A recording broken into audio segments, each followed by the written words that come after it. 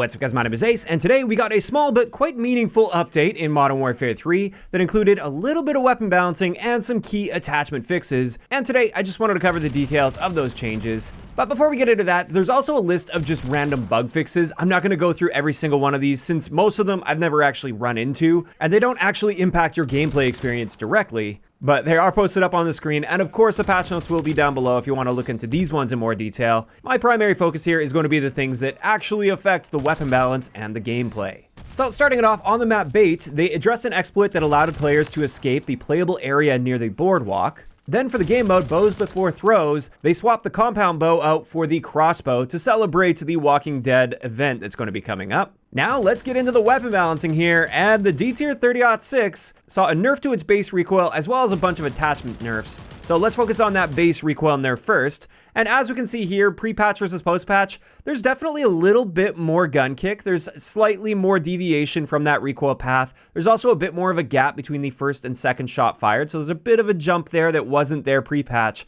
And I would definitely say post-patch, it's very slightly less accurate, but I still consider this to be a super accurate gun. And especially once you start getting attachments into the equation here to reduce your recoil, you really shouldn't have any issues with this new recoil at all. Speaking of attachments though, there were a good handful of attachments that also caught some recoil nerfs with the DTIR 30-06. And the first one is the Fixer 1.4 long barrel, and as we can see here, they slightly increased the recoil gun kick we experience, so this is a nerf to this attachment by 3% in that area. And then for both horizontal and vertical recoil control, these were also nerfed by 8%, so actually a pretty significant nerf to this particular barrel. Again, this gun is so accurate though that this is still going to work just fine for you. It's just not going to be quite as pinpoint accurate as it was pre-patch. Then with the Sanctum 60 long barrel, this one just caught a bit of a nerf to its recoil gun kick. The horizontal and vertical recoil were untouched, but our gun kick was increased by 3% with this. And then finally for the barrels on this gun, the Shadowcaster suppressed barrel saw a 4% nerf across the board to all of our recoil values. So that includes gun kick, horizontal, and vertical recoil control. Now, it turns out they didn't just nerf barrels, there were actually a couple stocks that were nerfed a little bit as well when it comes to recoil, and the first one is the Demo Nimble stock. With this, they increased our horizontal and vertical recoil by 4%. And then finally, for nerfs to attachments on this gun, we have the Rifleman 200 stock, and this one saw a 3% nerf across the board to all of our recoil values. And that's it when it comes to the DTIR 30-06 nerfs. Honestly, at the end of the day, this is still a very accurate gun. I don't think I would even change any of my setups that I shared in my gun guide. They're still excellent setups. And you really should have no problem still dominating with this gun. They didn't nerf this into the ground or anything. I would still consider this to be an upper tier gun for sure. But next up for weapon adjustments, or in this case, weapon fixes, the PDSW 528 had an issue where between 27.7 meters and 37.3 meters, you literally could not deal damage to your target. Your bullet just wouldn't connect at all. And I noticed this while I was streaming the other day, just playing around in the firing range with it. I just couldn't hit that middle target unless I walked right up to the firing line. And this has now been fixed, so you will be properly dealing damage with that now. And honestly, this is an excellent SMG in the game now. Then let's talk about the two new attachments that launched with Season 6, both of which turned out to be broken in their own ways. And I did make videos on this last week covering exactly how they were broken, but just for a recap, with the Caster-X1 compensator, with this attachment, it was intended to be harming your aim down sight speed, but what it actually did is it just overwrote your aim down sight speed and set it to 250 milliseconds, no matter what the previous aim down sight time of your gun was. And a good example of just how broken this could be was on the MWIII 7.62 LMG. If you put this muzzle on, while it was supposed to harm your ADS speed, it would actually improve your aim down sight speed by 40%, which is a ridiculous improvement to your aim down sight speed with one single attachment. That has now been fixed. This is now harming your aim down sight speed by roughly 7 to 8%. It does depend a little bit on which gun you're putting it on, but this is now working properly. Honestly, still an excellent attachment though. That horizontal recoil control you get with this is incredible. So I wouldn't write this one off entirely. It's just no longer broken like it used to be.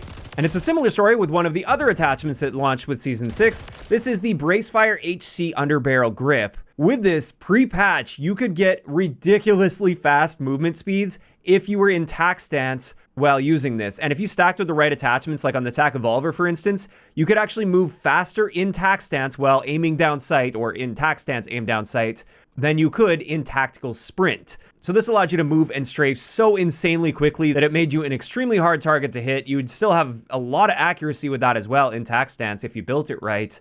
and it was definitely totally broken. Pretty fun to use in the moment, but definitely broken. And they have now fixed this by simply eliminating the ability to use tack stance when using this attachment. Which means this is still not a terrible attachment. It's just not nearly as broken as it used to be. You can still use this. It still has that like chainsaw-like aim down sight where you can't fully aim down sight with it, and it's kind of like a half tack stance.